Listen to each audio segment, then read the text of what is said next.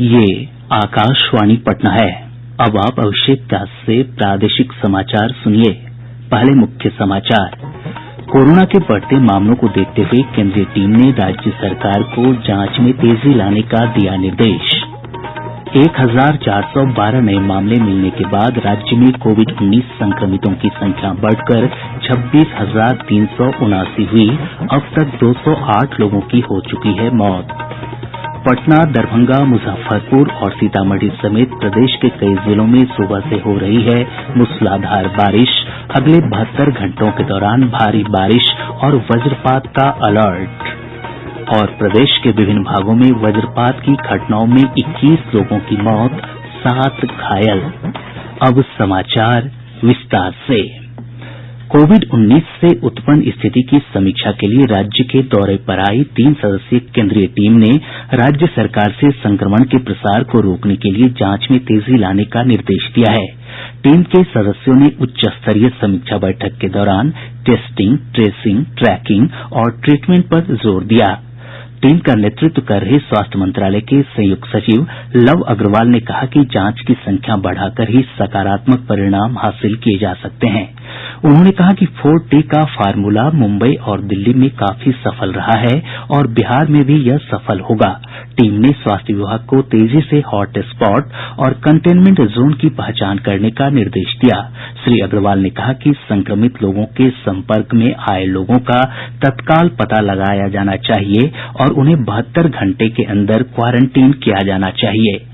स्वास्थ्य विभाग की ओर से केंद्रीय टीम को कोरोना की रोकथाम के लिए किए जा रहे प्रयासों की जानकारी दी गयी। केंद्रीय टीम को बताया गया कि अब राज्य में कोरोना की ऑन डिमांड टेस्टिंग की व्यवस्था की जा रही है। राज्य में अभी 55 केंद्रों पर जांच हो रही है। केंद्रीय टीम ने बाद में कोविड डेडिकेटेड हॉस्पिटल NMCH और राजीव नगर बफर जोन का भी दौरा कर स्थिति की समीक्षा की। केंद्रीय टीम आज गया जाएगी और वहां भी स्थिति की समीक्षा करेगी। इस टीम में राष्ट्रीय रोग नियंत्रण केंद्र के निदेशक डॉक्टर SK सिंह और एम्स नई दिल्ली के डॉक्टर नीरज निश्चल भी शामिल हैं। प्रदेश के सभी अनुमंडल स्तरीय अस्पतालों में कल से कोविड-19 की जांच की व्यवस्था शुरू हो जाएगी। मुख्यमंत्री नीतीश कुमार के निर्देश पर इन अस्पतालों में रैपिड एंटीजन टेस्ट की व्यवस्था की गई है। वहीं अगले 7 दिनों में राज्य के सभी प्राथमिक स्वास्थ्य केंद्रों पर भी कोरोना की जांच शुरू हो जाएगी। स्वास्थ्य विभाग के सचिव लोकेश कुमार सिंह ने बताया कि इन अस्पतालों में कोरोना के लक्षण वाले मरीज तत्काल जाकर निःशुल्क अपनी जांच करवा सकते हैं। श्री सिंह ने बताया कि पटना के अलावा गया शहर में 8 जगहों पर और मुजफ्फरपुर शहर में 6 जगहों पर एंटीजन जांच शुरू कर दी गई है। पटना में 5 मोबाइल वैन के माध्यम से भी कोविड-19 की आज से जांच शुरू हो रही है।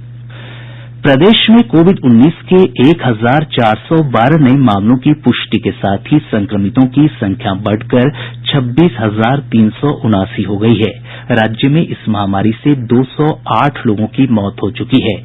स्वास्थ्य विभाग से प्राप्त जानकारी के अनुसार अब तक 16,597 लोग स्वस्थ हो चुके हैं। स्वस्थ होने की दर घटकर 63% हो गई है। वहीं राज्य में कोविड से मरने वालों की दर 0.83% है, जो राष्ट्रीय औसत से काफी कम है। अब तक पटना में सबसे अधिक 3,696 मामलों की पुष्टि हुई है। भागलपुर में 1,601, मुजफ्फरपुर में 1,151, सिवान में 1,102 और बेगूसराय में 1,076 मामले सामने आए हैं। उत्पाद और मद्य निषेध विभाग के 2 IG, 3 पुलिस उपाधीक्षक, 4 इंस्पेक्टर और 4 दारोगा कोरोना संक्रमित मिले हैं। वहीं PMCH के 16 कर्मी और उनके परिजन कोरोना पॉजिटिव पाए गए हैं। प्राप्त जानकारी के अनुसार ये सभी विभिन्न वार्ड में कार्यरत हैं। पटना एम्स के अंतिम वर्ष की 8 नर्सिंग छात्राएं भी कोविड-19 संक्रमित पाई गई हैं। झंझारपुर के सांसद रामप्रीत मंडल कोविड-19 संक्रमित पाए गए हैं। इधर भाजपा के प्रदेश अध्यक्ष डॉक्टर संजय जायसवाल कोरोना संक्रमण मुक्त हो चुके हैं। कल उन्हें एम्स से छुट्टी दे दी गयी। पटना स्थित गुरु गोविंद सिंह अस्पताल में आज प्लाज्मा डोनेशन शिविर का आयोजन किया जा रहा है। इस शिविर में कोरोना से ठीक हुए मरीज प्लाज्मा दान करेंगे। पटना के आरएमआरआई में आज से कोविड-19 के नमूनों की जांच एक बार फिर शुरू हो जायेगी। संस्थान के 7 कर्मियों के संक्रमित पाये जाने के बाद पिछले 3 दिनों से यहां जांच बंद थी। पीएमसीएच में कोरोना मरीजों के इलाज के लिए 100 बेड का आइसोलेशन वार्ड तैयार किया जा रहा है। पटना के सिविल सर्जन ने बताया कि 20 बेड आईसीयू के बनाये गये हैं। पीएमसीएच में पूर्व से 190 बेड का आइसोलेशन वार्ड काम कर रहा है। इधर लोगों की शिकायतों के निपटारे के लिए आज से पीएमसीएच और एनएमसीएच में नियंत्रण कक्ष काम करने लगेगा। पीएमसीएच के नियंत्रण कक्ष का दूरभाष संख्या 061223040104 और एनएमसीएच का 061226300104 है। कोविड संक्रमण से बचाव के लिए नई दिल्ली स्थित एम्स के गठिया रोग विभाग की प्रमुख डॉक्टर उमा कुमार ने लोगों को सुरक्षित दूरी, हाथों की स्वच्छता और खांसी के दौरान सावधानी बरतने का सुझाव दिया है। जो तरीके हैं जिनसे ये कंट्रोल में पाया जा सकता है वो है सोशल डिस्टेंसिंग, रेस्पिरेटरी हाइजीन और या फिर कॉफ एटिकेट्स बोल देते हैं, जिसमें खांसते और छींकते वक्त मुंह को कवर करना है, और हैंड हाइजीन, अपने हाथों को बहुत फ्रीक्वेंटली वॉश करना है साबुन पानी से या फिर हैंड सैनिटाइजर का इस्तेमाल करना है। पॉजिटिव रहें, अपने आप को एंगेज रखें। केंद्र सरकार ने बिहार को 264 वेंटिलेटर उपलब्ध कराए हैं। स्वास्थ्य मंत्री मंगल पांडेय ने ये जानकारी दी। इनमें से 25 वेंटिलेटर पटना एम्स में लगाए जाएंगे, जबकि शेष अन्य की स्थापना अलग अलग मेडिकल कॉलेज अस्पतालों में होगी।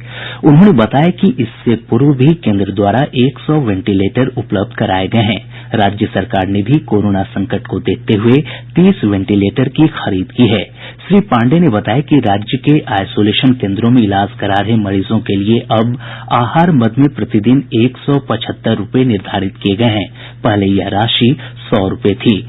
जिन आइसोलेशन केंद्रों पर शुद्ध पेयजल की सुविधा नहीं है, वहां मरीजों को बोतलबंद पानी के लिए 50 रूपये प्रतिदिन अतिरिक्त दिए जाएंगे। प्रादेशिक समाचार आप आकाशवाणी पटना से सुन रहे हैं। प्रदेश में पिछले 24 घंटों के दौरान वज्रपात की अलग अलग घटनाओं में 21 लोगों की मौत हो गई, जबकि 7 लोग घायल हुए हैं। सबसे अधिक 5 लोग गया जिले में हताहत हुए हैं और इसके बाद सारण से 4 लोग मारे गए हैं। बाकी 12 मौतें पटना, जमुई और दरभंगा समेत 6 जिलों में हुई है। घायलों को इलाज के लिए स्थानीय अस्पतालों में भर्ती कराया गया है। हताहतों में से ज्यादातर खेतों में काम करते समय दुर्घटना का शिकार बने। मुख्यमंत्री नीतीश कुमार ने घटना पर शोक जताते हुए मृतकों के निकटतम आश्रितों को 4-4 लाख रुपए की अनुग्रह राशि देने का निर्देश दिया है। राजधानी पटना समेत प्रदेश के अधिकतर हिस्सों में आज सुबह से तेज बारिश हो रही है। हमारे संवाददाताओं ने बताया है कि प्रदेश के उत्तर और पूर्वी हिस्सों में कल से लगातार बारिश का सिलसिला जारी है। सुपौल, सहरसा, मधेपुरा, अररिया, दरभंगा, सीतामढ़ी, समस्तीपुर, मुजफ्फरपुर, मधुबनी, पूर्वी चंपारण, पश्चिमी चंपारण और वैशाली जिले के कई हिस्सों में भारी बारिश हुई है। इस बीच मौसम विभाग ने अगले 72 घंटों के दौरान राजधानी पटना समेत प्रदेश के अधिकतर हिस्सों में भारी बारिश की चेतावनी जारी की है। मौसम विज्ञान केंद्र पटना से प्राप्त जानकारी के अनुसार उत्तर पूर्वी बिहार सबसे अधिक प्रभावित होगा। इस दौरान वज्रपात की भी आशंका जताई गई है। विभाग ने कहा है कि एक ट्रफ लाइन पटना से होते हुए हिमालयी क्षेत्रों की ओर गुजर रही है, जिसके प्रभाव से भारी बारिश की स्थितियां बनी हैं। इधर मूसलाधार बारिश की आशंका को देखते हुए आपदा प्रबंधन विभाग और जल संसाधन विभाग ने सभी जिलों को अलर्ट जारी किया है। जल संसाधन विभाग के सचिव संजीव हंस ने बताया कि भारी बारिश की आशंका को देखते हुए नदियों का जलस्तर बढ़ने की आशंका है, जिसे देखते हुए विभागीय अधिकारियों को सतर्क रहने का निर्देश दिया गया है। राष्ट्रीय आपदा प्रबंधन प्राधिकरण ने आकाशीय बिजली की चमक के दौरान लोगों को घरों में रहने की सलाह दी है।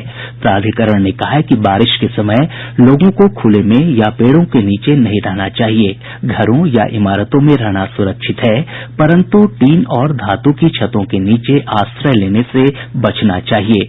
बिजली गिरने की संभावना के समय खुले में होने की स्थिति में लोगों को दुबक कर बैठ जाना चाहिए। इस समय लेटना नहीं चाहिए। साथ ही इस दौरान मोबाइल फोन का उपयोग करने से भी बचना चाहिए। प्रदेश की कई नदियों में उफान से 8 जिले सीतामढ़ी, शिवहर, सुपौल, किशनगंज, दरभंगा, मुजफ्फरपुर, गोपालगंज और पूर्वी चंपारण के कुल 31 प्रखंडों की 153 पंचायतें आंशिक रूप से बाढ़ से प्रभावित हैं। सहरसा जिले के बनमा इटहरी प्रखंड मुख्यालय समेत जमालनगर और रसलपुर के साथ साथ सभी 7 पंचायतों में कोसी नदी का पानी प्रवेश कर गया है। जल स्तर में वृद्धि से ठडिया सुगमा सड़क बाढ़ के पानी से क्षतिग्रस्त हो गई है। शिवहर जिले के पिपराही प्रखंड के दोस्तियां घाट के पास बागमती नदी के जलस्तर में वृद्धि से एक बार फिर कटाव शुरू हो गया है। विभाग द्वारा निरोधात्मक कार्य जारी है। बाढ़ प्रभावित क्षेत्रों में राहत शिविर चलाए जा रहे हैं। आपदा प्रबंधन विभाग के अपर सचिव रामचंद्र डूडू ने बताया कि गोपालगंज में 9, सुपौल में 2, पूर्वी चंपारण में 9 और दरभंगा में 7 सामुदायिक रसोई चलाई जा रही है। इस तरह कुल 27 सामुदायिक रसोई चलाई जा रही है, जिनमें प्रतिदिन लगभग 21,000 लोग भोजन कर रहे हैं। प्रदेश में कोसी, बागमती, गंडक, कमला बलान, महानंदा और अधवारा समूह की नदियां अधिकतर स्थान पर खतरे के निशान से ऊपर है। केंद्रीय जल आयोग के अनुसार कोसी का जलस्तर खगड़िया जिले के बलतारा में खतरे के निशान से 168 सेंटीमीटर ऊपर है। वहीं गंडक नदी का जलस्तर गोपालगंज के डुमरिया घाट में लाल निशान से 109 सेंटीमीटर ऊपर पहुंच गया है। बागमती रून्नीसैदपुर में लाल निशान से 65 सेंटीमीटर, बेनीबाद में 63 सेंटीमीटर और हायाघाट में 35 सेंटीमीटर ऊपर बह रही है। कमला बलान भी झंझारपुर रेल पुल के पास लाल निशान से ऊपर बह रही है। अधवारा समूह की नदियां कमतौल में 109 सेंटीमीटर, एकनी घाट में 44 सेंटीमीटर ऊपर बह रही है। महानंदा नदी ढेंगरा घाट और झावा में लाल निशान से काफी ऊपर बह रही है। आयकर विभाग करदाताओं की सुविधा के लिए नियमों का स्वेच्छा से अनुपालन कराने के लिए आज से एक अभियान शुरू कर रहा है। 11 दिन के इस अभियान में ऐसे लोगों पर ध्यान केंद्रित किया जाएगा जिनकी 2018-19 की विवरणियों में कमियां रह गई थी या जिन्होंने आयकर विवरणियां नहीं भरी हैं। भारत नेपाल सीमा से लगे किशनगंज जिले के फतेहपुर थाना क्षेत्र में पिलर संख्या 152 के पास नेपाल पुलिस की फायरिंग में एक भारतीय युवक गंभीर रूप से घायल हो गया। घायल युवक का पूर्णिया में इलाज चल रहा है। पुलिस अधीक्षक कुमार आशीष ने बताया कि एसएसबी के नेतृत्व में पुलिस इस मामले की जांच में जुट गई है। उन्होंने बताया कि स्थानीय लोगों का कहना है कि वे अपने मवेशियों की तलाश कर रहे थे, तभी उन पर फायरिंग की गई। श्री कुमार ने बताया कि नेपाल पुलिस का कहना है कि पशु तस्करी के संदेह में फायरिंग की गई है। पुलिस अधीक्षक ने कहा कि स्थिति अभी शांतिपूर्ण है। अब पटना से प्रकाशित प्रमुख समाचार पत्रों की सुर्खियां।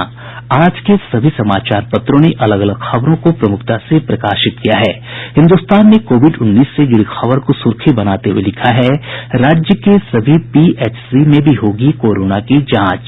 दैनिक भास्कर लिखता है, पटना में आज से 2 निजी अस्पतालों में होगा कोरोना का इलाज, बाकी को जांच के बाद मंजूरी।